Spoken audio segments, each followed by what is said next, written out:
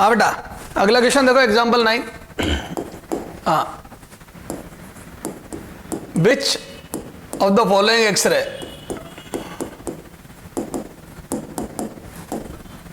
will have maximum speed,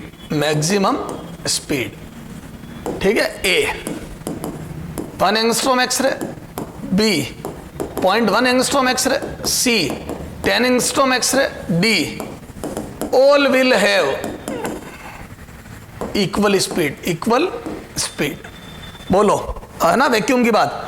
अब देखो बच्चा क्या करता है, उसकी आदत होती है जिसका लैम्डा कम उसका तगड़ा, तो ये टिक कर जाता है। ए गलत है, क्योंकि स्पीड की बात चल रही है, एनर्जी की बात नहीं चल रही है, या पेनिट्रेशन पावर या हार्डनेस की बात नहीं चल रही, स्पीड की।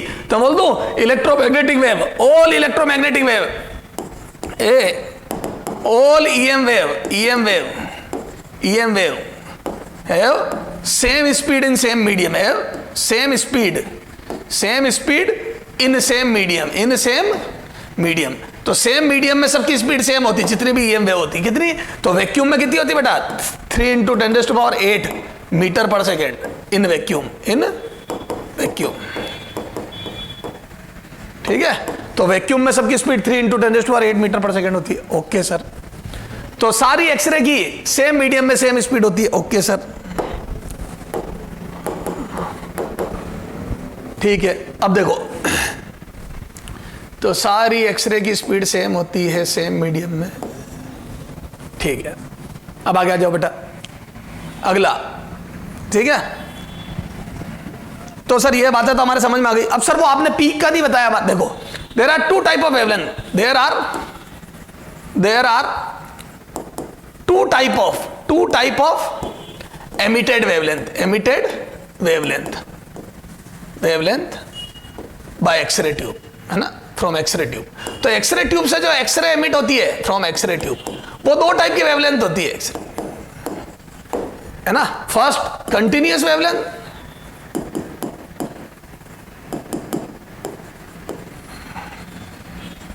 ठीक है। अब ये जो कंटिन्यूअस वेवलेंथ होती है due to decrease in kinetic energy of electron emit होती है, ठीक है। इधर देखो क्या है, व्हेन, है ना, continuous wavelength when high energetic, जो मॉड्यूल में लिखा हुआ है high energetic, when high energy electron collides with target metal,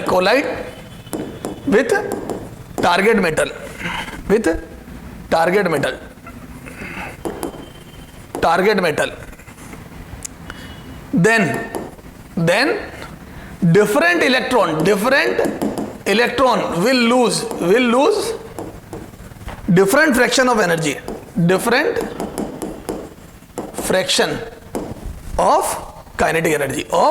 kinetic energy, समझ गए। तो जो when high energy electron collide with target metal, then different electron will lose different fraction of kinetic energy, ठीक है।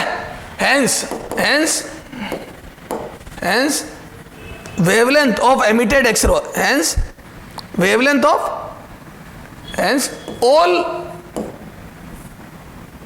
all type of wavelength, all type of continuous लिख दो, continuous, क्योंकि हर type की एनर्जी निकलेगी continuous,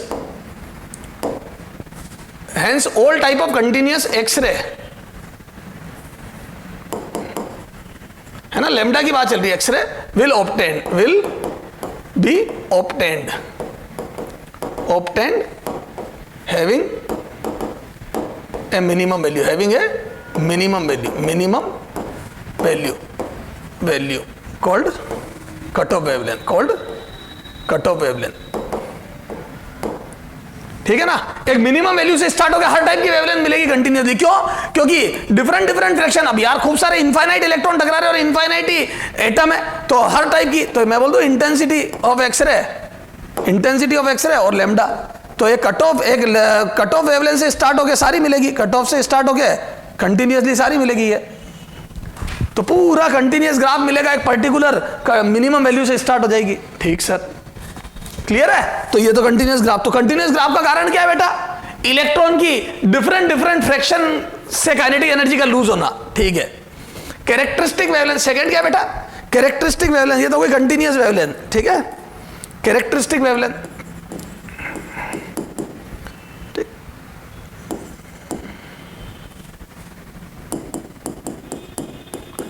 ठीक है, कैरेक्टरिस्टिक एक्सरे। ये किस लिए आती है बेटा? ये आती है ड्यू टू एटॉमिक ट्रांजिशन, ठीक है। क्यों? क्योंकि अंदर के इलेक्ट्रॉन नॉकआउट हो जाते हैं। समझ में आ गई? व्हेन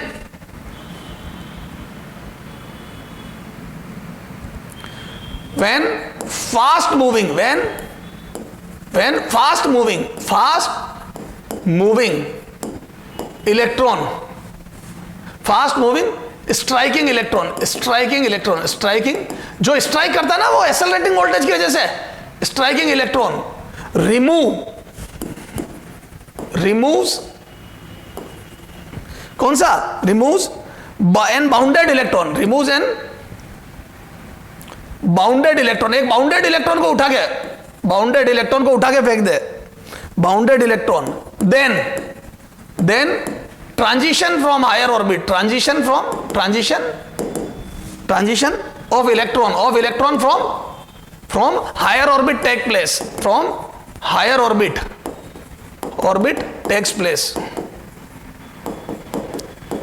तो हायर ऑर्बिट के इलेक्ट्रॉन नीचे गिरने लगते हैं, ध्यान रखना है ना। एंड कैरेक्टरिस्टिक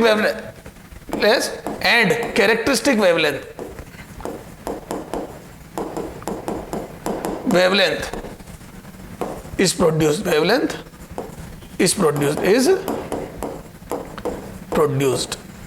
समझ गए? तो हायर ऑर्बिट से लोअर ऑर्बिट में इलेक्ट्रॉनों का ट्रांजिशन होने लगता है, और वो जो वेवलेंथ एमिट होती है उसको बोलते हैं कैरेक्टरिस्टिक वेवलेंथ। क्यों बोलते हैं?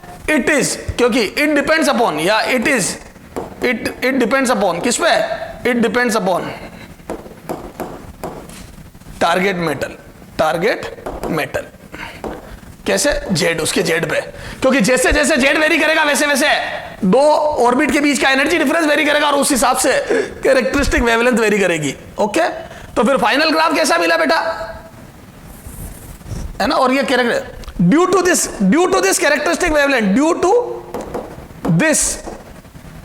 To this characteristic wavelength, these characteristic lambda wavelength, ठीक है। इंटेंसिटी ऑफ पर्टिकुलर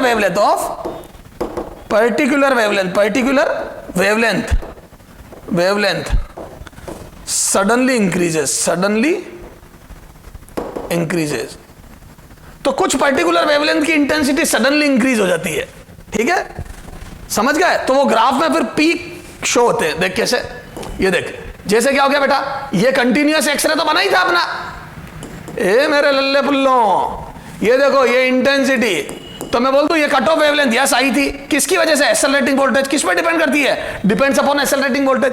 ये कंटिन्यूअस आया था, क्यों? क्योंकि due to fraction of due to decrease in fraction of kinetic energy. ठीक साहब, फिर एकदम से पीक आने लग गई, देख एकदम से चोटियां आ गई है, ये एक पर्टिकुलर वेवलेंथ ये बढ़ गई, एकदम से सडनली ये नंबर बढ़ गया, देख ये। तो सडनली ये यहां से नंबर एकदम से बढ़ गए। तो इस पर्टिकुलर वेवलेंथ के देख नंबर बहुत ज्यादा निकले इसके, जैसे कोई भी है ये 2 एंगस्ट्रॉम वाली के। फिर ये देख इसके भी नंबर एकदम से बढ़ गए।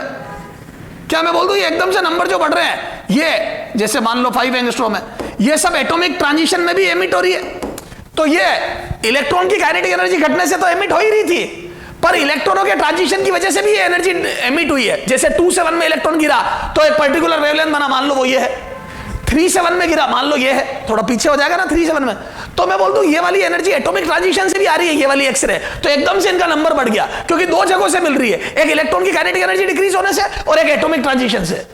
क्लियर है? चलो साहब, तो ग्राफ जो यूं हुआ करता था डॉटेड लाइन वाला, ये वो अचानक से ग्राफ ऊपर पीक आने लग गया। ठीक सर, तो ये अब सर एटॉमिक ट्रांजिशन होंगे, कैरेक्टरिस्टिक वेवलेंथ बनेगी, उनके क्या कुछ स्पेसिफिक नाम है? कैसे बताता हूं। तो देखो, है ना, अब देखो, जब एटम के अंदर टारगेट एटम के अंदर इलेक्ट्रॉन यहां से भाग जाए,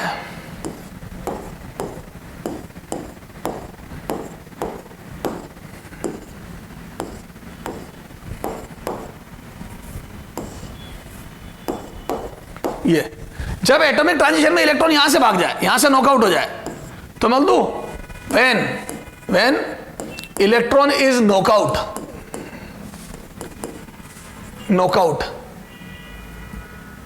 फ्रॉम फर्स्ट ऑर्बिट, मतलब फर्स्ट ऑर्बिट में वैलेंसी आ गई, तो मैं बोल दूं इलेक्ट्रॉन ऊपर से गिरेंगे, जैसे 2 से 1 में गिरेगा, 3 से 1 में गिरेगा, 4 से 1 में गिरेगा, तो बोल दो हायर ऑर्बिट से then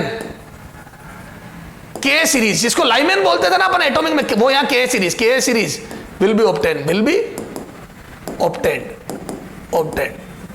then K series will be obtained. ठीक है, तो बोल दो n बराबर 1 में वैलेंसी है तो के सीरीज मिलेगी, n बराबर 2 में ट्रांजिशन होता तो l सीरीज मिलेगी। तो बोल दो यहां से लिख दो के सीरीज, फॉर के सीरीज, तो अब यहां से अपन सिस्टमेटिक कर देते फॉर के सीरीज,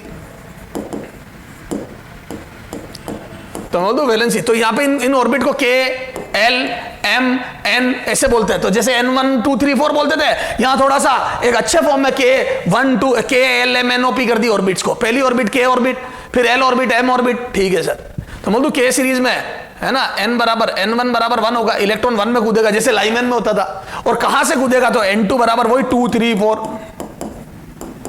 ये, तो मैं बोल दूं अच्छा अब इसमें अल्फा बीटा गामा हो जाएगा, के अल्फा, याद है फर्स्ट लाइन ऑफ लाइमैन बोलते थे, तो वहां थोड़ा कॉम्प्लिकेटेड था, यहां आसान है के अल्फा, तो मैं बोल दूं 2 से 1 में, जस्ट एक ऊपर से कूदता है तो अल्फा लाइन बोलते हैं उसको, फिर के बीटा, तो मैं बोल दूं 2 ऊपर से कूदेगा तो 3 से 1 में, के का मतलब 1 में कूदेगा, एक ऊपर से कूदता है तो के अल्फा, 2 ऊपर से कूदता है तो के बीटा, 3 ऊपर से कूदता है तो के गामा,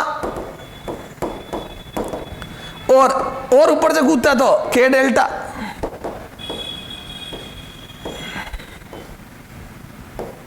ये तो के अल्फा, के बीटा, के गामा, के डेल्टा। ठीक है, के सीरीज। ऐसे एल सीरीज क्या हो गई बेटा? एल सीरीज देखो जितनी काम आएगी उतनी लिखेंगे अपन, तो लॉजिक n बराबर 2 में कूदेगा, वही बाल्मर सीरीज हो गई वहां की, बाल्मर सीरीज। और कहां से कूदेगा? ऊपर से 3 से 4 से 5 से, बस तो हायर ऑर्बिट से कूदेगा। आ जाओ, तो एक हो जाएगा एल अल्फा, तो हम बोल दो 3 से 2, एल बीटा 4 से 2, एल गामा 5 से 2, L delta alpha beta gamma delta 6 से 2। ये तो अल्फा 3 से 2, बीटा 4 से 2, गामा 5 से 2, डेल्टा 6 से 2। ठीक है, तो ये हो गया एल सीरीज। तो के सीरीज, एल सीरीज,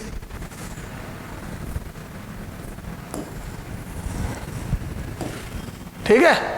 ऐसे एम सीरीज तो 3 में कूदेगा, तो बस अब आप खुद कर लेना है ना। तो एम अल्फा 4 से 3 में, एम बीटा तो 5 से 3 में, सर कर लेंगे। ठीक है, तो गिननी है तो इस टाइप से सीरीज हो जाएगी अलग अलग, के सीरीज, एल सीरीज। ठीक है सर, समझ में आ गया। अब आ जाओ, अब इस पे क्वेश्चन कैसे पूछता था अपन ने, कहा था क्वेश्चन कर लिया बेटा, ये 9 तक हो गया ना। अब आगे आ जा, ठीक है। अच्छा, एक क्वेश्चन और करते हैं, देखो इसमें है ना, फिर उसके बाद के सीरीज, एल सीरीज पे एग्जांपल 10। ठीक है, ये तेरा मॉड्यूल में है, सोल्ड एग्जांपल में कुछ परसेंटेज दे देता कई बार एनर्जी का, ये देखिए रहा है ना, वही करा रहा हूं जो तेरे an X-ray tube, an X-ray tube, ठीक है, ऑपरेट्स एट, वो क्या वही data, operates, an X-ray tube operates at 20 kilovolt, at 20 kilovolt. A particular electron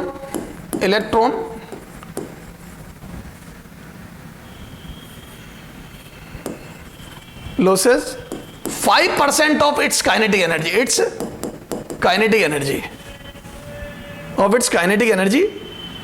to emit an X-ray, to emit an x ray.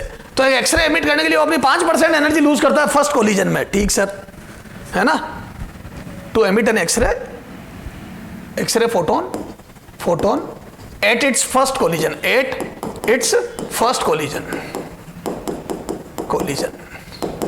ठीक सर, फाइंड द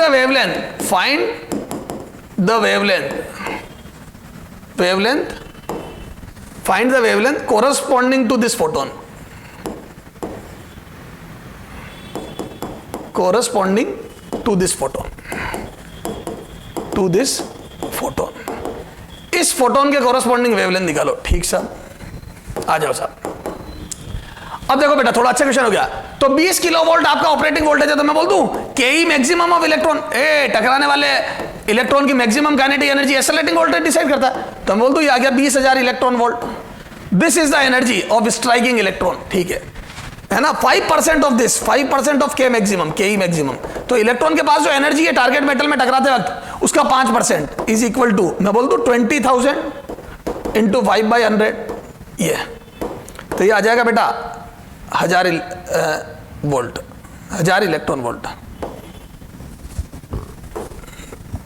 तो 1000 electron volt energy वो first collision में lose करता है। ठीक है ना। 1000 electron will be lose by, will be lose by electron in first collision, ठीक है। तो 1000 इलेक्ट्रॉन वोल्ट लूज करेगा। तो लेमडा आ जाओ, लेमडा कट ऑफ कितना, सॉरी लेमडा एमिटेड वेवलेंथ की कितनी आ जाएगी, कट ऑफ नहीं होगी बेटा। तो 12400 अपॉन एनर्जी ऑफ एक्सरे। तो बोल दूं ये 12400 अपॉन 1000 एनर्जी का फोटोन 1000, ये आ जाएगा एंगस्ट्रॉम। ये दिस इज द लेमडा। तो ये आ जाएगा कितना बेटा, 12.4 एंगस्ट्रॉम। ये this is the wavelength of emitted X-ray. ठीक है। तो 12.4 का फोटोन निकलेगा उस इलेक्ट्रॉन के कोरस्पॉन्डिंग। ठीक है। ठीक साहब। तो ये तो समझ में आ गया सर। अब वो अल्फा बीटा कुछ कर रहे थे सर, आप कितने क्वेश्चन कर लिए बेटा। एग्जांपल 10 आ जाए, example 11, example 11। Which of the following, which of the following option is correct for characteristic wavelength, for characteristic wavelength.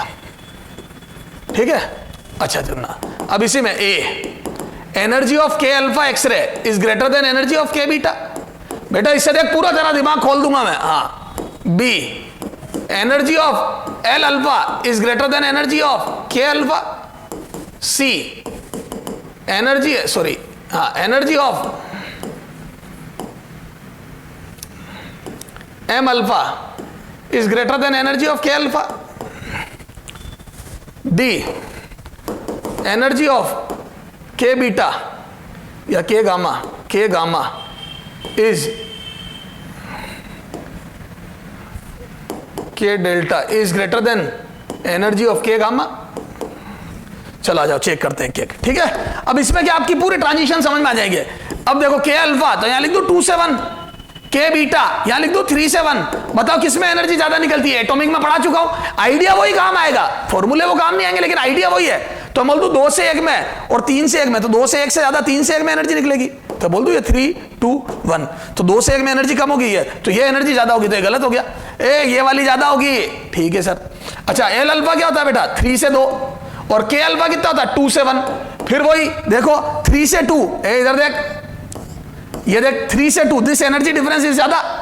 के अल्फा वाला 2 से 1 वाला एनर्जी डिफरेंस ज्यादा है, 3 से 2 वाला कम है, दिस इज कम, है ना। ये आ जाएगा के, sorry energy difference between L, sorry हाँ L alpha.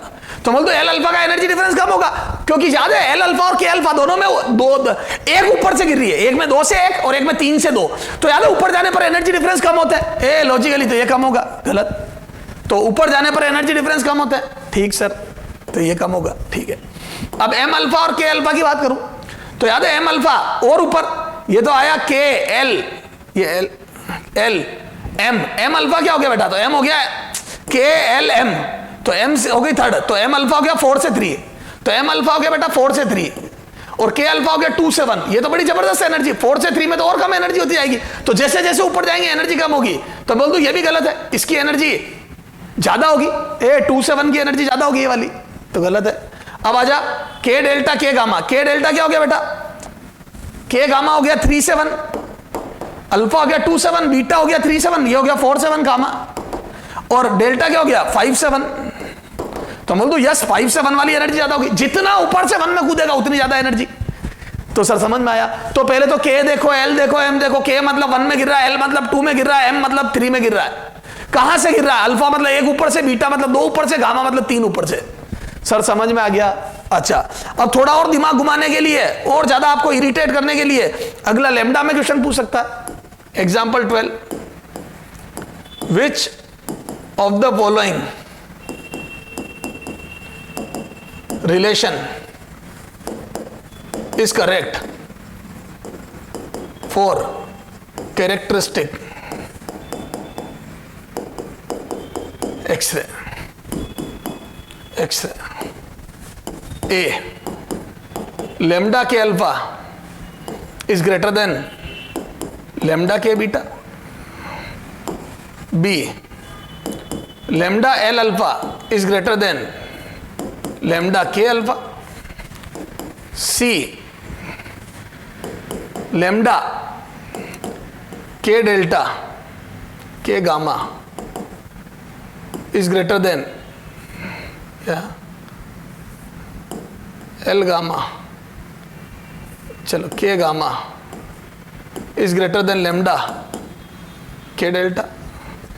D, all are correct. D, all are correct. All are correct. ठीक है, देखो बेटा, अब ऐसे ऑप्शन आते 4 ही हूं। बच्चा पहला चेक करता है, राइट अगर हो जाता तो टिक करके भाग जाता। और कई बार ऑप्शनों में डी में लिखा होता ऑल आर करेक्ट। हमेशा चारों ऑप्शन बहुत ध्यान से पढ़ो बेटा। कई बार लिखा होता बहुत A and B are correct, कई बार लिखा होता बहुत A and C are correct. उलझ जाओगे ना? यस सर, आ जा बेटा। क्या मैं बोल दूं? इधर देख, के अल्फा क्या हो गया बेटा? पहले लिख ढंग से, जल्दी मत कर। 2 से 1 के, फिर 1 में गिरेगा बीटा मतलब 2 ऊपर से, यानी कि 3 से 1। अब बता, 3 से 1 और 2 से 1 में एनर्जी कब ज्यादा निकलेगी बेटा? 3 से 1 में। तो मैं बोल दूं एनर्जी इसकी ज्यादा होगी, और एनर्जी ज्यादा होगी तो लैम्डा का बिल्कुल राइट है। अब बच्चा टिक करके आगे चला जाता है। ए, 4th ऑप्शन में ऑल आर करेक्ट भी था, तो सारे चेक करने दे। चारों ऑप्शन ध्यान से पढ़ेंगे सर। काली मां की कसम, ए काली मां की कसम। Yes sir. ये एल अल्फा क्या होता है बेटा? तो मैं बोल दूं एल मतलब 2 में गिरेगा। कहां से गिरेगा? ए अल्फा मतलब 1 ऊपर से, तो 3 से 2। के सीरीज मतलब 1 में गिरेगा। कहां से गिरेगा? अल्फा मतलब 1 ऊपर से, तो अल्फा का मतलब 1 ऊपर से, तो ये 2 to 1 है, ये 3 to 2 है। याद है ऊपर जाने पर एनर्जी डिफरेंस घटते हैं? अभी तो बताया रे। तो एनर्जी डिफरेंस यहां ज्यादा है या कम? तो बोल दो ऊपर जाने पर एनर्जी डिफरेंस कम होता है, तो इसका एनर्जी डिफरेंस कम है, इसमें एनर्जी डिफरेंस ज्यादा है, तो लैम्डा इसका कम आएगा। यस, ये एनर्जी ज्यादा है, एनर्जी ऑफ के alpha is greater than energy of L alpha, अभी बताया था। तो एनर्जी ज्यादा है तो लैम्डा कम होगी, बिल्कुल ओके। यहां आ जा, ये गामा के मतलब 1 में गिरेगा, gamma alpha beta gamma, alpha beta gamma 3 ऊपर से, यानी कि 4 से 1। ये डेल्टा गामा डेल्टा 4 ऊपर से 5 से 1। तो बता एनर्जी किसमें ज्यादा है? 5 से 1 में एनर्जी ज्यादा है या 4 से 1 में? तो बोल दो 5 से 1 में एनर्जी ज्यादा है, और इसकी एनर्जी ज्यादा है, मतलब लैम्डा कम है, बिल्कुल ओके। तो लैम्डा कम है क्योंकि ज्यादा एनर्जेटिक रे निकलेगी। तो जितना ऊपर से कूदेगा उतनी ज्यादा एनर्जी। खुद सोचो बेटा, लिख लो बस। ये नीचे लिखना बेटा, ये अल्फा का क्या मतलब है, के का क्या मतलब है। के मतलब 1 में गिरेगा, अल्फा मतलब 1 ऊपर से। ठीक है सर, तो सारे करेक्ट है, बिल्कुल ओके। तो ऑल आर करेक्ट। तो आंसर क्या हो गया बेटा? All are correct, all are correct. ठीक है,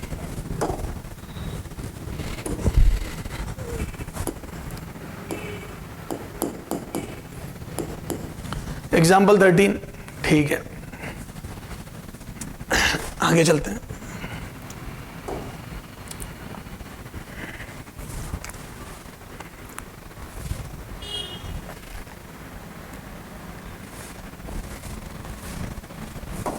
ठीक है, तो सर ये क्या अल्फा, अब कई बार ग्राफ में दे देता है। कैसे सर? बताता हूं। ये देखो, जैसे 2 ग्राफ बना के दे दिया, बेहतरीन क्वेश्चन है ना। ये तो एक के कंपैरिजन करे अपन ने, एक एटम के। ग्राफ तो बड़ा जबरदस्त होता है। देख इंटेंसिटी है ना, अभी मैं फिलामेंट करंट की और उसकी बात नहीं कर रहा हूं, खूब कर ली मैंने, है ना। एक्सेलरेटिंग वोल्टेज की तो कट ऑफ वेवलेंथ सेम ही दे रहा हूं मैं।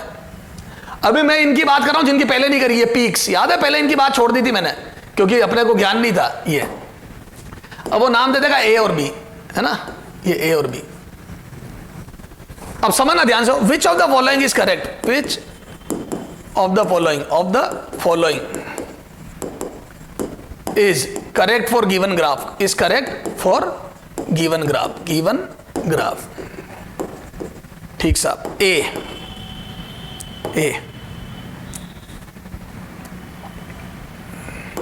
जो वेव ए है, जो ए वेव है वो corresponding to K alpha and B corresponding to K beta, है ना, दिमाग लगाना इसमें। B A corresponding to L alpha and B corresponding to K alpha है ना, इसको तो समझ के करना है। सी ए कोरस्पॉन्डिंग टू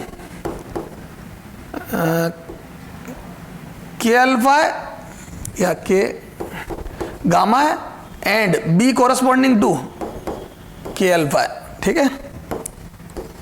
ये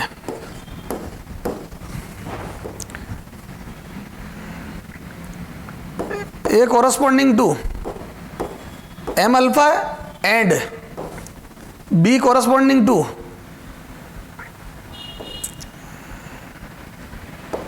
के अल्फा। चलो आ जाओ, चेक करते हैं अब ये चार ऑप्शन दिए, इनमें से कौन सा करेक्ट है समझना पहले। क्या मैं बोल दूं कि ए का वेवलेंथ कम है और ये कैरेक्टरिस्टिक वेवलेंथ एकदम से नंबर बड़ा, मतलब एटॉमिक ट्रांजिशन से आ रही है, तो मैं बोल दूं lambda A is less than lambda B, है ना। तो मैं बोल दूं energy of A wavelength would be greater than energy of B. तो जो ए वेव है वो हाई एनर्जेटिक रे है, तो energy of A is greater than energy of B. A में जो एनर्जी निकल रही है ट्रांजिशन में वो ज्यादा है। अब आ जाओ, तो ए की एनर्जी ज्यादा होनी चाहिए, इधर आ जा। क्या मैं बोल दूं इसमें ट्रांजिशन हो रहा है 2 से 1 और ये हो रहा है 3 से 1, बता किसकी एनर्जी ज्यादा है? ये एनर्जी ज्यादा है, गलत हो गया। ए बी ये नहीं हो सकती क्योंकि ए की एनर्जी ज्यादा होनी चाहिए। ए पहले आ रहा है ना, ए की वेवलेंथ कम है मतलब ए की एनर्जी ज्यादा होनी चाहिए, लेकिन इस वाले ट्रांजिशन में तो बी की एनर्जी ज्यादा है, गलत हो गया। यहां आ जा, एल अल्फा हो गया बेटा 3 से 2, ये 3 से 2, हाँ, और यहां पे के अल्फा हो गया बेटा 2 से 1, ये तो एल अल्फा हो गया, के अल्फा हो गया 2 से 1, ये हो गया 3 से 2। इसमें भी एनर्जी इसकी ज्यादा, देखो ये एक ट्रांजिशन है, ये भी एक ट्रांजिशन है, तो मैं बोल दूं इसकी एनर्जी ज्यादा है। अब आ जा, ये गामा के गामा अल्फा बीटा गामा 3 ऊपर से आ रहा है, तो ये हो गया 4 से 1, ये हो गया 2 से 1। किसमें एनर्जी ज्यादा है? इसकी एनर्जी ज्यादा है, ये देखो ना, ये वाले की एनर्जी ज्यादा है, 4 से 1 में कूद रहा है, यहां पे 2 से 1 में, इसकी एनर्जी ज्यादा है, तो सही बात है, एक ही तो एनर्जी ज्यादा चाहिए थी, तो ये सही सेटिस्फाई हो रहा है। एम अल्फा के एल एम 3 में कूदेगा, 4 से 3 में कूदेगा, ए एम मतलब 3 में कूदेगा, अल्फा मतलब 1 ऊपर से तो 4 से 3 में, के मतलब 1 में कूदेगा, अल्फा मतलब 1 ऊपर से तो 2 से 1 में, तो इस बार एनर्जी इसकी ज्यादा है, क्योंकि याद है ऊपर जाने पर एनर्जी डिफरेंस कम होते हैं, तो इसकी एनर्जी ज्यादा है, लेकिन मेरे को एक ही एनर्जी ज्यादा चाहिए थी। चारों ऑप्शन में चेक कर लो किसमें एक ही एनर्जी ज्यादा आ रही है, अल्फा बीटा के एल एम, सबके मतलब आपको पता है। के एल एम मतलब 1 2 3 4 ऑर्बिट, और अल्फा बीटा मतलब 1 ऊपर से 2 ऊपर से 3 ऊपर से रेस्पेक्टिवली। सर मजा आ गया, तो ये आगे पीछे वाली वेव से पता पड़ जाएगा। और देख एग्जाम्पल 14, हाँ अब सुनना, अब सबसे तगड़ा क्वेश्चन देख, बेहतरीन क्वेश्चन देखो, ये lambda and this is intensity, ठीक है। ये अब देखना,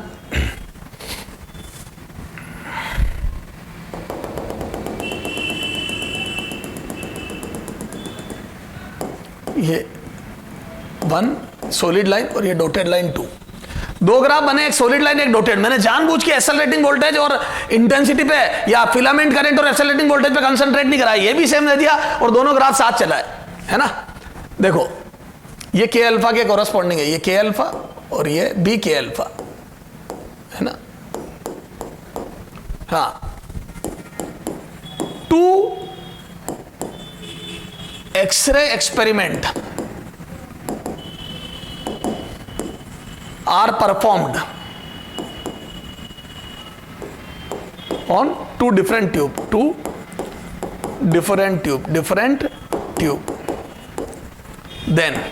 then which of the following is correct? Which of the following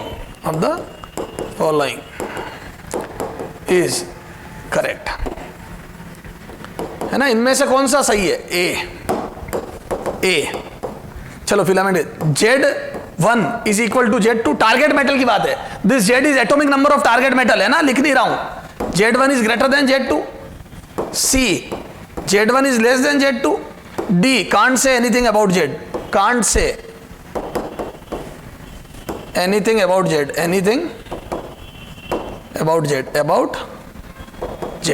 ठीक है। इनमें से कौन सा राइट है?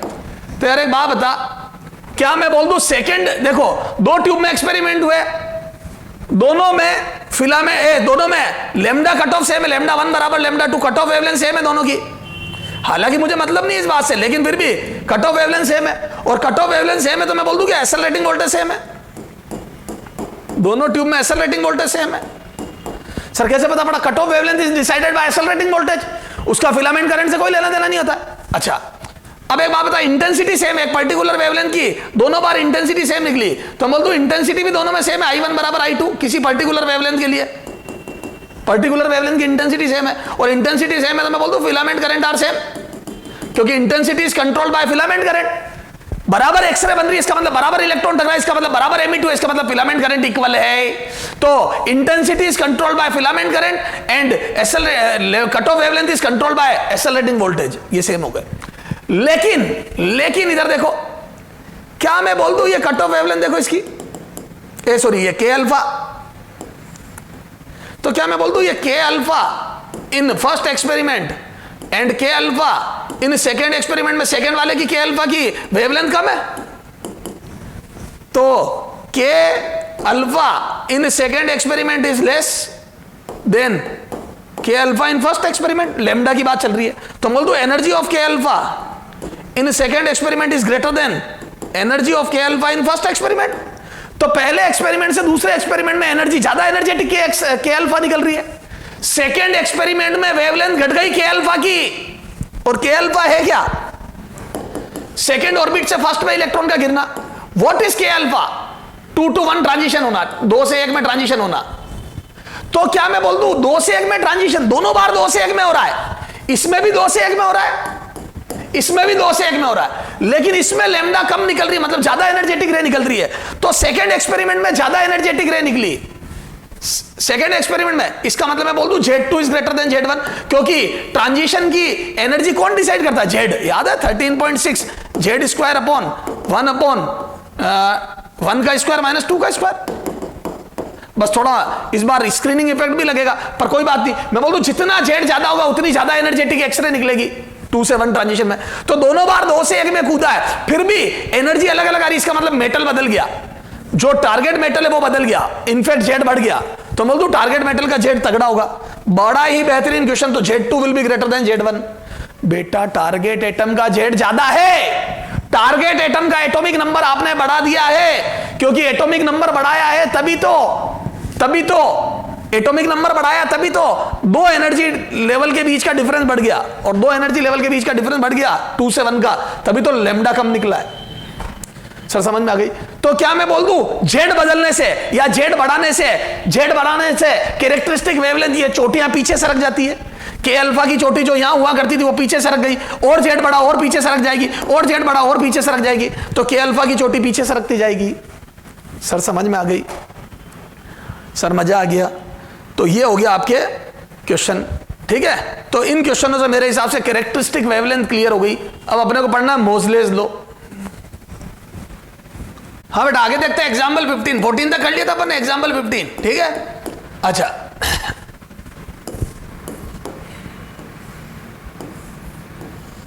ये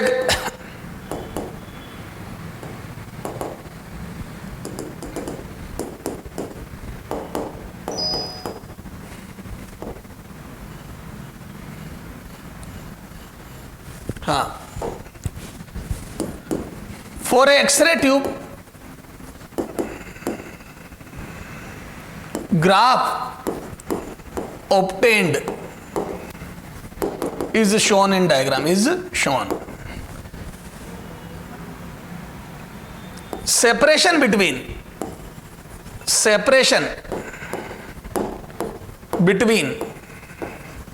या डिस्टेंस बोल दो between lambda minimum and lambda के अल्फा will increase, है ना। ये जेई में पूछा हुआ क्वेश्चन है बेटा, थोड़ा अलग पूछा, मैं थोड़ा सा ऑप्शन अलग कर रहा हूं, अपन ऑप्शन और ही बढ़िया कर रहे हैं। Will increase if first A option, if atomic number of target metal,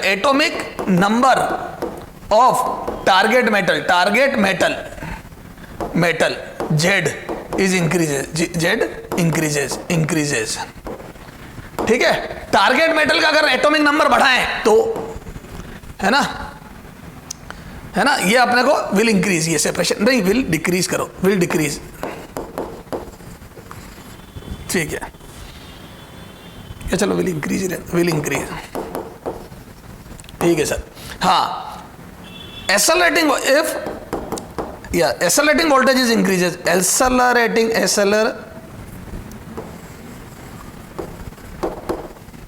voltage increases, ठीक है। सी, फिलामेंट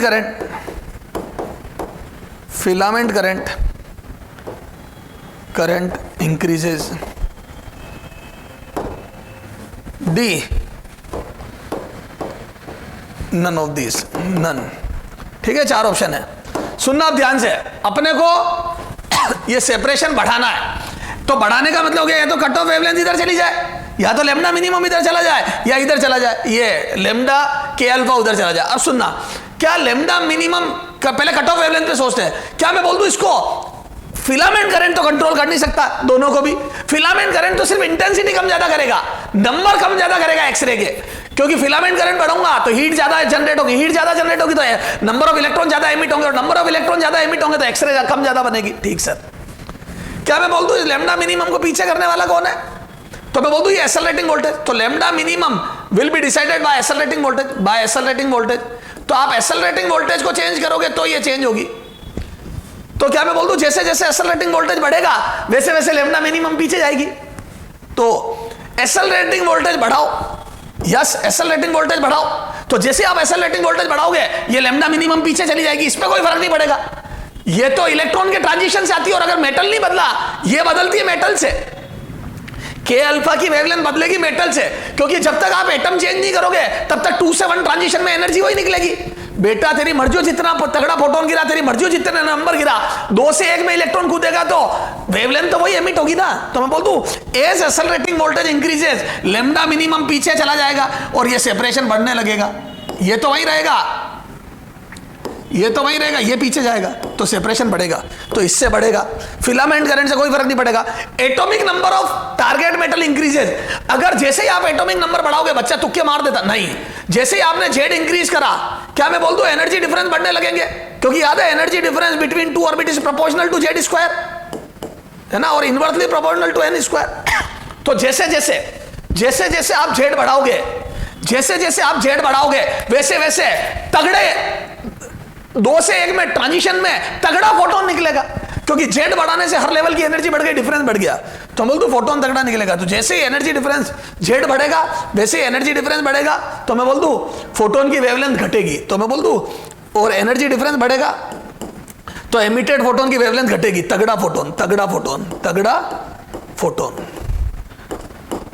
तो जैसे ही एनर्जी डिफरेंस बढ़ेगा तो वेवलेंथ घटेगी, यानी कि तगड़ा फोटोन निकलेगा, और जैसे ही वेवलेंथ घटेगी तो मैं बोल दूं ये पीक पीछे चली जाएगी, ये पीक पीछे चली जाएगी, ये पीछे शिफ्ट हो जाएगी, तो बोल दो ये सेपरेशन कम हो जाएगा, ये कम, यहां ज्यादा, ये तो पहले सेपरेशन ज्यादा था, अब कम होने लग गया। तो मैं बोल दूं एटॉमिक नंबर बढ़ाने से तो लेमडा के अल्फा कम होगी, उससे ये सेपरेशन घटेगा, बढ़ेगा नहीं। तो सेपरेशन तभी बढ़ेगा जब एक्सेलरेटिंग वोल्टेज बढ़ाएंगे। तो आंसर इज बॉम्बे। सर बेहतरीन क्वेश्चन है, स्टार मार्क कर लो बेटा, ये मजा आ गया सर, ठीक है। तो ये हो गया ये। अब अपन बात करते हैं बेटा मोजलेस लॉ की। क्या बात करते हैं बेटा? मोजलेस लॉ की। तो बेटा मोजलेस लॉ अपन देख रहे हैं। मोजलेस नामक साइंटिस्ट ने क्या करा बेटा, जो ट्रांजिशन होते हैं उसमें जो फ्रीक्वेंसी एमिट हुई उसका रूट अंडर वर्सेस जेड में कर बनाया है ना, तो under root frequency versus Z कर बनाया, जेड कर इज स्ट्रेट लाइन, और उसको वो स्ट्रेट लाइन मिला। सर कैसे, वो भी अपन देखेंगे। और वो इक्वेशन जो मिली ये, वो मिली है ए जेड माइनस बी, है ना, where B is screening constant, ठीक है। अब ये क्या होते हैं सर, कुछ समझ में नहीं आया। ये देखो, ये वाई एक्सिस पे लूंगा मैं और जेड को एक्स एक्सिस पे लूंगा, तो मैं बोल दूं क्या ये ए एक्स माइनस ए बी बन गया। तो ये हो गया स्लोप, ए हो गया स्लोप, और ये ए बी एक कांस्टेंट, ठीक है। तो अभी मेरे मुद्दे की बात ये हो गया, है ना, दिस इज स्ट्रेट लाइन, ये स्ट्रेट लाइन है, this is straight line, y equal to a x minus b, this is straight line, this is straight line, straight line with slope. बोलो स्लोप क्या हो जाएगी? With slope. तो x का coefficient a with slope tan theta is equal to a, ये with slope this, है ना। और स्ट्रेट लाइन कैसी बनी, तो मैं रूट f वर्सेस जेड कर जब बनाने लगता हूं तो ऐसा बनता है, ठीक है। इसका इंटरसेप्ट ये जेड बराबर b आ जाता है।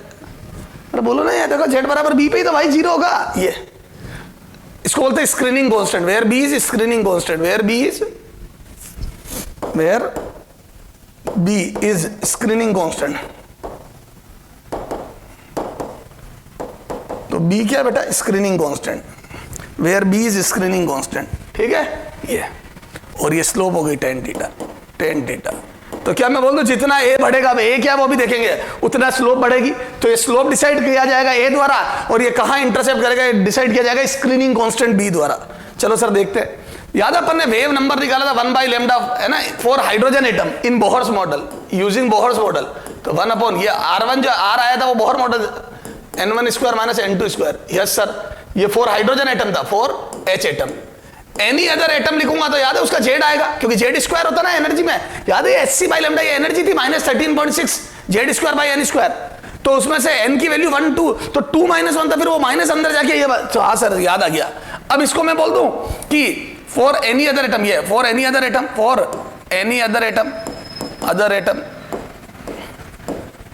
तो ये क्या बन जाता, 1 by lambda is equal to z r 1 upon n1 square minus 1 upon n2 square. लेकिन ये तो तब जब वो सिंगल इलेक्ट्रॉन, जैसे 10वें नंबर का एटम है लेकिन 2 इलेक्ट्रॉन निकाल ली, उसमें 1 इलेक्ट्रॉन बचा, तब ये जेड आता, क्योंकि एक ही इलेक्ट्रॉन पे अट्रैक्शन लग रहा होता।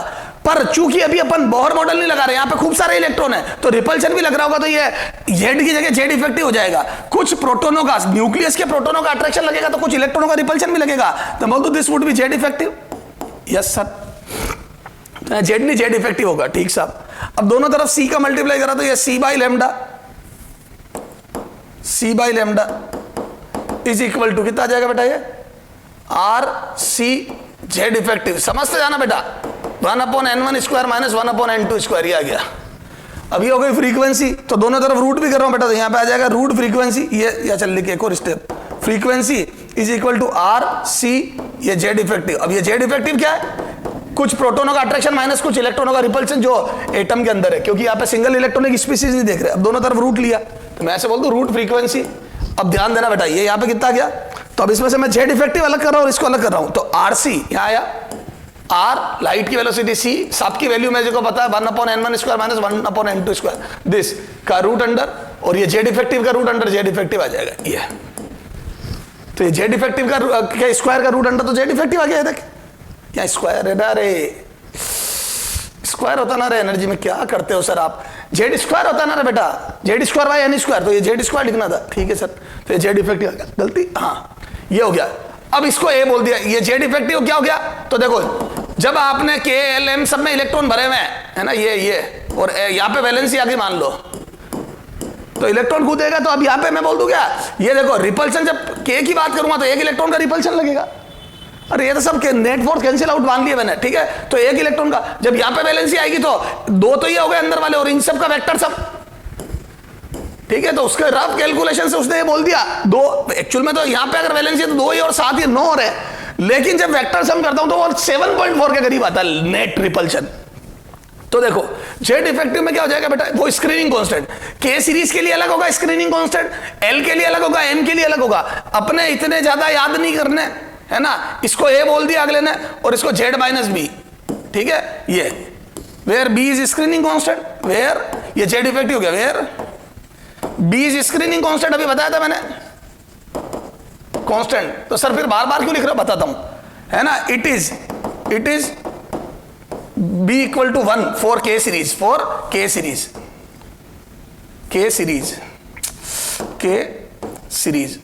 तो के सीरीज के लिए बी की वैल्यू 1 होती है, ध्यान रखना आप, क्योंकि एक इलेक्ट्रॉन का रिपल्शन और बाकी के प्रोटोनों का अट्रैक्शन लग रहा है। तो नेट जैसे मान लो 10 प्रोटोन और 1 इलेक्ट्रॉन है ना, मतलब अंदर वाला रिपल्शन वाला, तो 9 प्रोटोनों का अट्रैक्शन मान लूंगा इफेक्टिवली, समझ गए। तो जहां बोहर में 10 मानते थे वहां 9 मानने लगे, क्यों, क्योंकि एक का रिपल्शन भी लगेगा के सीरीज में, है ना। And it is b equal to 7.4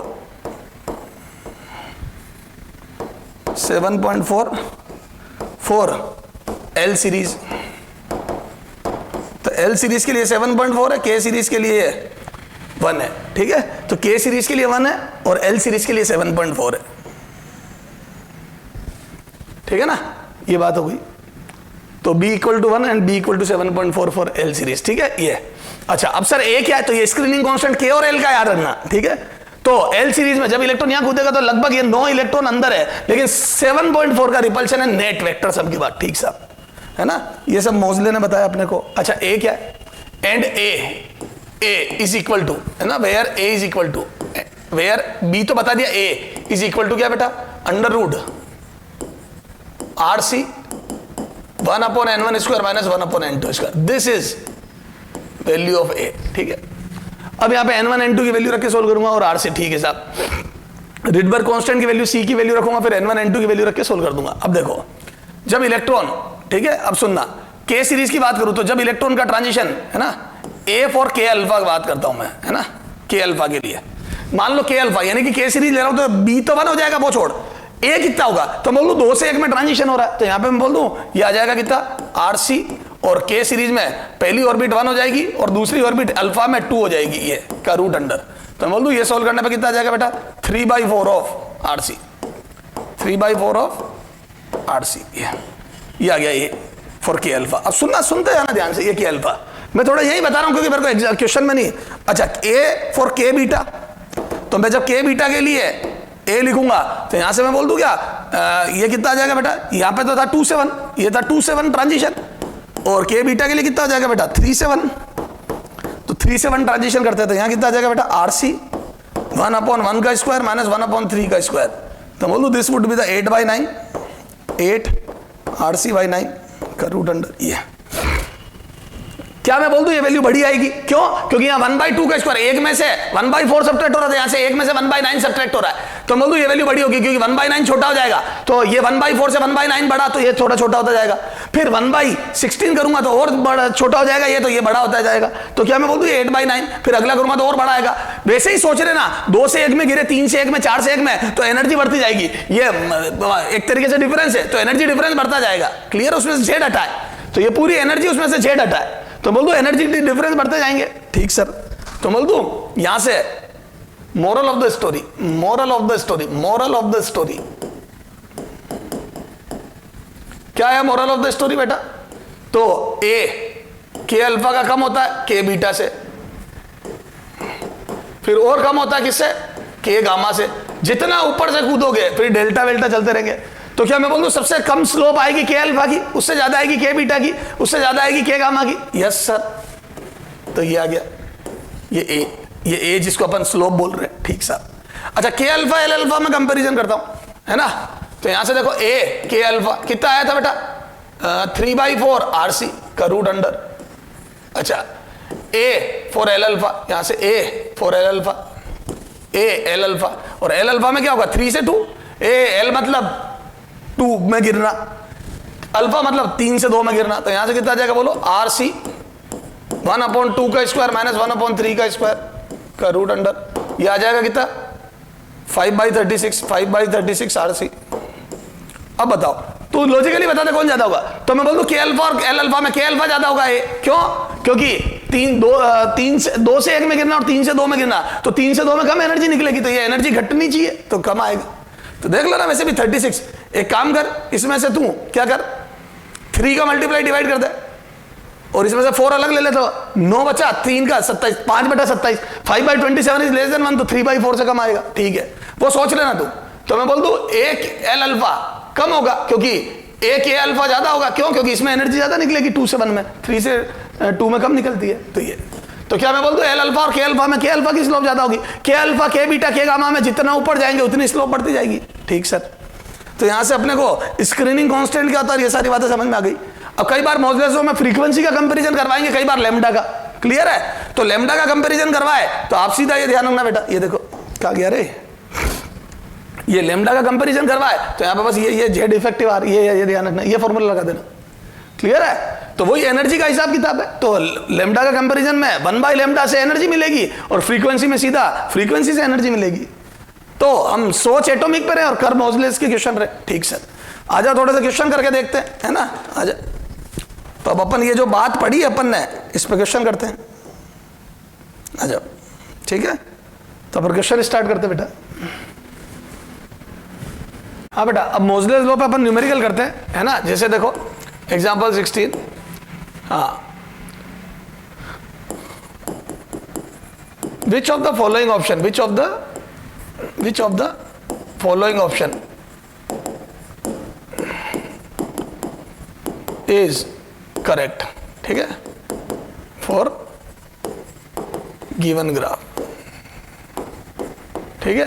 अब देखो मैंने ग्राफ दिया आपको, किसका, वही जेड वर्सेस फ्रीक्वेंसी का, ठीक है। ये अब इनके लिए कौन सा ऑप्शन करेक्ट है, जैसे ए लाइन बोल दी इसको और इसको बी, है ना, एक लाइन को नाम दे दिया ए, एक को बी, तो ऑप्शन ए, ठीक है, ए लाइन अगर के अल्फा को रिप्रेजेंट करती है तो बी लाइन के बीटा को करती है ना, ए और बी है, ठीक है। बी ऑप्शन, ए रिप्रेजेंट करती है के अल्फा को, ठीक है, तो बी रिप्रेजेंट करती है एल अल्फा को।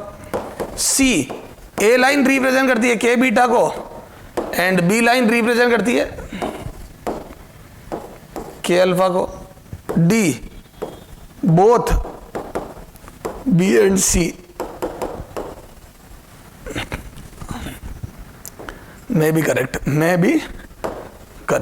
है ना, जैसे ये दे दिया मैंने, ठीक है। अब बताओ, तो अब सुनना ध्यान से, अभी अपन ने बात करी थी, बताओ क्या मैं बोल दूं कि जैसे ये ए स्लोप फॉर के बीटा लाइन, अरे बोलो, तो स्लोप ए होती है तो ए फॉर के बीटा लाइन, सॉरी, है ना, ये स्लोप हो गई इस वाली लाइन के लिए, बी लाइन के लिए, के बीटा नहीं बी लाइन के लिए, और ये स्लोप हो गई ए लाइन के लिए। बताओ कौन सी ज्यादा है, तो स्लोप ए ज्यादा है, तो मैं बोल दूं A should be greater than A B. Slope A की ज्यादा है तो उसका स्मॉल है, जो अपन ने कांस्टेंट बोले थे उसमें से ए, जो याद है स्लोप को रिप्रेजेंट करता था, वो ए का ज्यादा होना चाहिए, ठीक साहब। अच्छा अब देखो, और ये एक तरीके से एनर्जी का, यार जेड हटा दो तो एनर्जी का पार्ट देता है, और एटम अगर फिक्स है तो जेड पे फर्क ही नहीं पड़ रहा, तो मैं बोल दूं ये एनर्जी की प्रोपोर्शनलिटी बताता है, तो मैं बोल दूं ए में एनर्जी ज्यादा निकलनी चाहिए बी से। अब देखो ए में एनर्जी ज्यादा, तो इन दोनों में से ए में एनर्जी ज्यादा होनी चाहिए, ए लाइन है, ये ए लाइन इसके कोरस्पॉन्डिंग है और बी इसके कोरस्पॉन्डिंग, तो एनर्जी ए लाइन में ज्यादा निकलनी चाहिए। अब बताओ ये ए लाइन के अल्फा, इसमें 2 से 1 ट्रांजिशन हुआ है, येलो कलर लो, तो इसमें 2 to 1 ट्रांजिशन हुआ है के अल्फा में, और के बीटा में, बोलो के बीटा में 3 से 1 में, तो एनर्जी तो इसमें ज्यादा निकल रही, तो इसका स्मॉल है ज्यादा है यहाँ, तो ए इसमें ट्रांजिशन 1 - 1/9 आएगा, यहाँ 1 - 1/4 आएगा, तो वो ज्यादा हुआ ना, 1/9 छोटा होता है तो सब्ट्रैक्ट कम हुआ तो ये ज्यादा आएगा, ठीक सा। के अल्फा यहाँ 2 से 1 में कूद रहा है, यहाँ 3 से 2 में कूद रहा है। फिर से देखो के अल्फा और एल अल्फा में, हाँ इसमें एनर्जी ज्यादा आएगी, ए यहाँ आएगा 3/4, यहाँ याद है कितना था 5/36, 5/36 छोटा होता है, तो मैं बोल दूं इसमें एनर्जी ज्यादा है, तो ये हो सकता है। फिर के बीटा वही 3 से 1, ये के अल्फा 2 से 1, तो याद है 3 से 1 में एनर्जी ज्यादा, तो इसका ये ज्यादा होगा, तो ए की ए देख रहा हूं, A would be greater than A B, यहाँ पे भी, और यहाँ पे भी A greater than A B, बिल्कुल सही बात है, तो ए देख रहा हूं मैं इसमें। तो ये दोनों के लिए बोला है, तो क्या दोनों करेक्ट होंगे? नहीं सर, क्यों नहीं, यहाँ के अल्फा और एल अल्फा है, याद है एल अल्फा का स्क्रीनिंग कांस्टेंट 7.4 होता है, तो ग्राफ में ये जेड बराबर 7.4 से स्टार्ट होगा, और ये जेड बराबर, सॉरी स्क्रीनिंग कांस्टेंट इसका 1 होता है, तो ये 1 से स्टार्ट होगा, याद है स्क्रीनिंग कांस्टेंट अलग अलग है, तो के सीरीज में स्क्रीनिंग कांस्टेंट तो जेड बराबर 1 से कर्व स्टार्ट होता है, और एल सीरीज में जेड बराबर 7.4 से स्टार्ट होता है, क्लियर है, तो थोड़ा आगे से स्टार्ट होंगे सर, पर ये भी तो 7.4 हो सकता है, हाँ, पर दोनों लाइन या तो एल की होगी या के की होगी, तो एक जगह से जेड बराबर एक पर्टिकुलर वैल्यू से स्टार्ट होने वाली लाइन एक ही सीरीज की होती है, तो या तो ये दोनों के की होगी या दोनों एल की होगी, एक के एल एक एल की नहीं हो सकती, तो क्या मैं बोल दूं एक ही जगह से स्टार्ट होने वाली लाइन एक के और एक एल की नहीं हो सकती, या तो दोनों के की है या दोनों एल की है, और स्लोप जिसका ज्यादा है वो ज्यादा एनर्जी डिफरेंस को शो करता है, ठीक सर। तो ए और बी समझ में आए क्या सर? बिल्कुल समझ में आ गए। एग्जांपल 16, हाँ बेटा मोजलेस लॉ पे न्यूमेरिकल करते हैं, जैसे देखो है ना, मोजलेस लॉ पे न्यूमेरिकल, थोड़ा डेटाज आर इंपॉर्टेंट है ना, डेटाज थोड़ा ढंग से लिखना, नहीं तो कैलकुलेशन बहुत हो जाएगी। इफ वेवलेंथ है ना ऑफ के अल्फा लाइन, ऑफ के alpha x ray emitted by target atom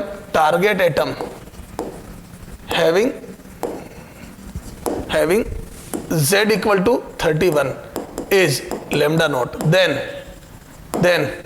wavelength wavelength of के alpha line 4, k alpha line, k alpha x ray emitted by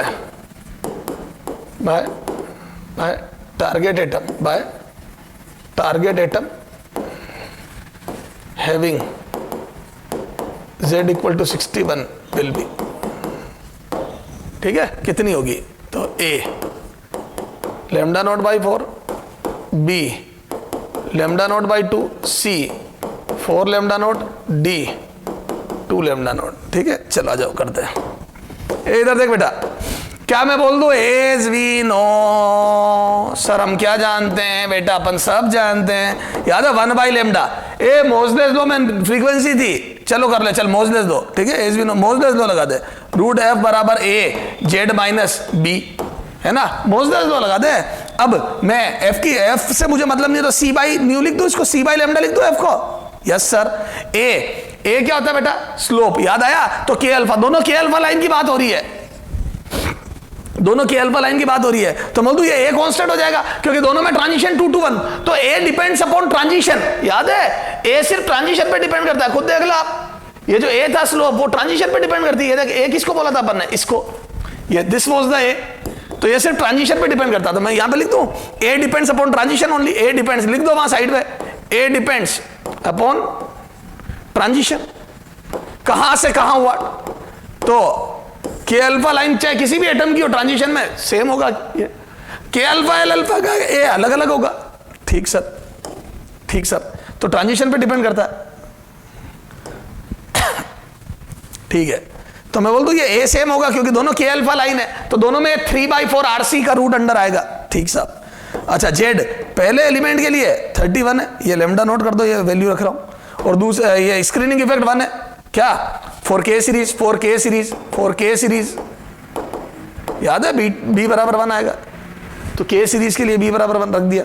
ठीक है, तो यहां से आ जाएगा कितना बेटा? C बाई लेमडा नोट का रूट इज इक्वल टू 3/4, या चल छोड़, A और ये 30, इक्वेशन 1, है ना।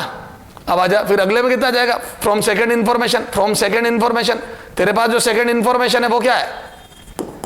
फ्रॉम सेकंड इंफॉर्मेशन, तो वो आ जाएगा बेटा C बाई लेमडा डैश, जो निकालना है A, और ये आ जाएगा 61 - 1, तो ये आ जाएगा कितना?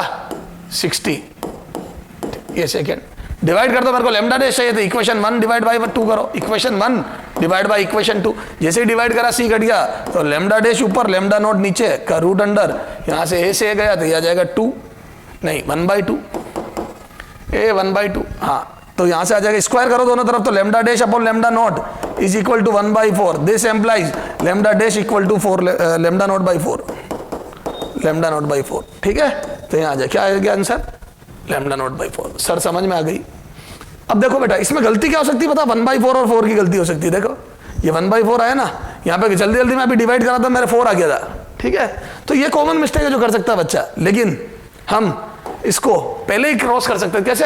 ये 31 वाला एलिमेंट एमिट कर रहा है लेमडा नोट, और 61 वाला, तो इसमें एनर्जी ज्यादा निकलेगी, तो लेमडा कम आएगा ना, तो सेकंड वाला लेमडा डैश कम होगा लेमडा नोट से, तो कम होगा, तो 2 तो वैसे ही गए थे, अब गलती होने के चांस ही खत्म हो गए। क्लियर है क्या? तो जो मिस्टेक हो सकती थी उसको मैंने पहले ही एलिमिनेट कर दी। सर समझ में आ गया? तो ऐसे एटम के नंबर दे दे के वैल्यू पूछेगा, कई बार वो एग्जैक्ट वैल्यू पूछ लेता है कि 31 ने एक ट्रांजिशन है, एटम का एटॉमिक नंबर 31 है, तो के अल्फा लाइन की वेवलेंथ निकालो। अब अगर एग्जैक्ट वैल्यू पूछ ले के अल्फा लाइन की वेवलेंथ निकालो, तो बेटा फिर आप क्या करोगे? इनमें वैल्यू रखोगे, के अल्फा लाइन की वेवलेंथ ही पूछ ले, वैल्यू ही पूछ ले, तो ए फिर 3/4 आरसी का रूट अंडर लिखो, दोनों तरफ स्क्वायर करो, तो वहां पे आ जाएगा 3/4 आर। ठीक है, समझ में आ गई? तो पूरी कैलकुलेशन करनी पड़ेगी आपको। क्लियर है? कर देंगे सर। ठीक है, चलो आ जाओ एक कर लेते हैं।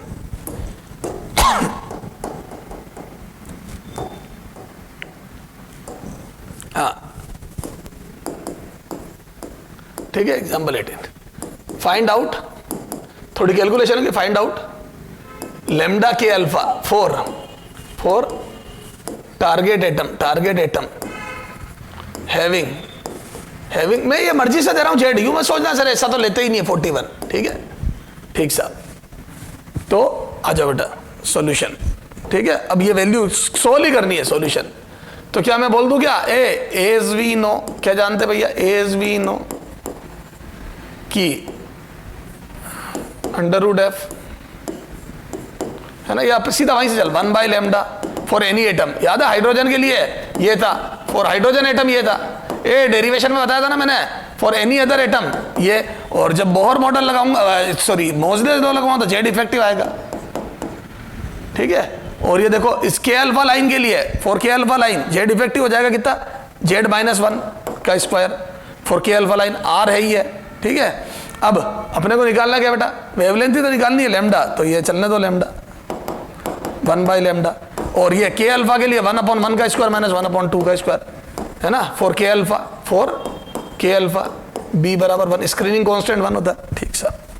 तो यहां से कितना आ जाएगा 1 by lambda is equal to ये एटम का टारगेट मेटल का 41 - 1 का स्क्वायर, आर की वैल्यू 1.097 या 1.09 इंटू 10⁻⁴ कितना था, 7 था ना शायद, हाँ, और ये 3/4, ठीक है। ये 40 का स्क्वायर बनेगा तो एक 40 कट के 400 आ जाएगा बेटा, 40 तो हाँ, तो ये यहाँ से 4 से कट के एक बार, ठीक है, ये 400, फिर 3 ये इंटू 3 इंटू इसको लगभग 1 लिख रहा हूँ इंटू 10⁻⁷, तो कितना आ जाएगा बेटा ये 1200 into 10⁻⁷ metre inverse 1 by lambda. तो यहाँ से लेमडा कितना आ जाएगा बोलो,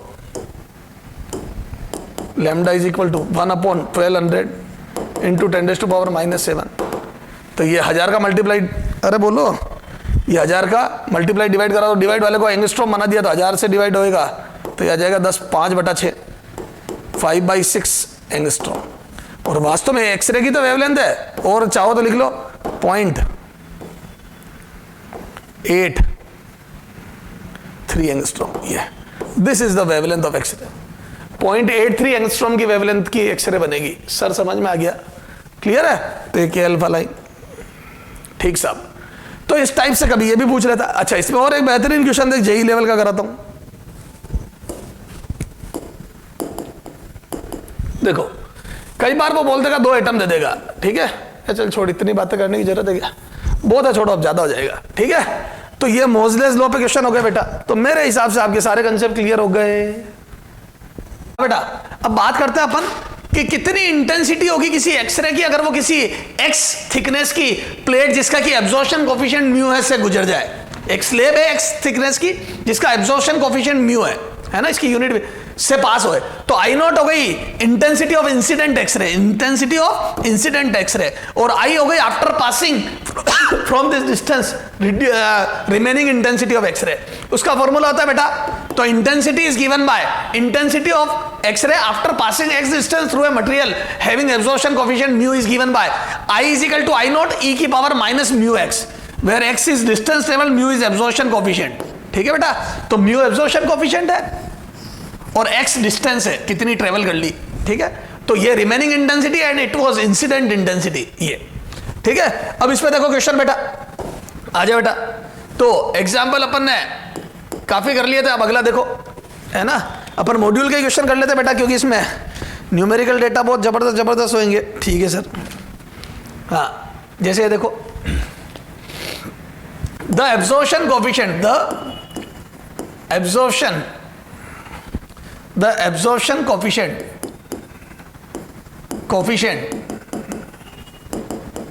of aluminium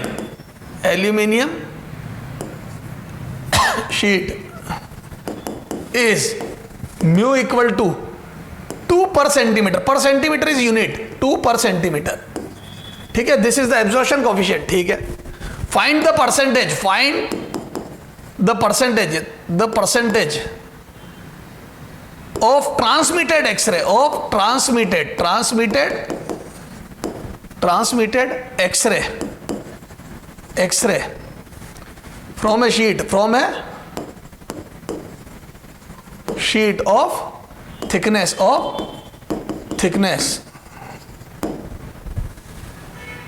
x equal to 0.5 centimetre. तो 0.5 सेंटीमीटर की थिकनेस की एक शीट से पास होने के बाद एक्सरे की इंटेंसिटी कितनी बचेगी, है ना। तो मैं बोल दूं म्यू दिया हुआ है अपने को, ठीक है sir, I is equal to I naught e की power minus mu X, this is the formula for intensity after passing from X thickness. अच्छा ये निकालनी है मेरे को, और आई नोट के टर्म्स में निकालना। ई की पावर माइनस म्यू कितना दिया है, 2 पर सेंटीमीटर है ना, 2 पर सेंटीमीटर, और एक्स कितना है बेटा 1/2 सेंटीमीटर, तो सेंटीमीटर तो सेंटीमीटर कट गया पर से, तो ये एक्स और म्यू की वैल्यू रख दी, this is mu and this is X, तो यहां से मेरा आ गया आई नॉट बाई ई। और आपको पता है 1/e कितना होता है, बोलो, अरे बोलो 1/e कितना होता है बेटा 0.37, अरे बेटा 1/e इज 0.37, यस सर। तो मैं यहां से बोल दूं this is I is equal to 0.37 I naught, तो जो इंसिडेंट हुई थी उसका 0.37 बची, और अपन ने यही पूछा कितनी ट्रांसमिट हुई, तो मैं बोल दूं 37%, 37% is transmitted intensity, is transmitted intensity, transmitted intensity 37% is transmitted intensity. समझ गए? एब्जॉर्ब कितनी हो गई 63%, सही बात है, क्लियर है सर, समझ में आ गई सारी बात। अगला देखो example,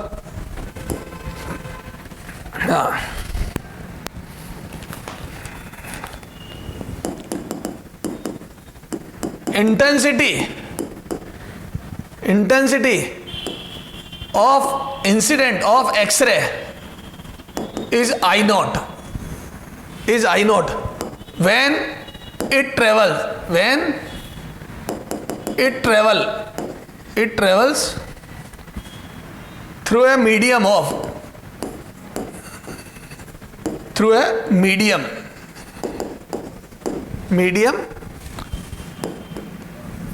of thickness 10 centimeter from a, then the intensity becomes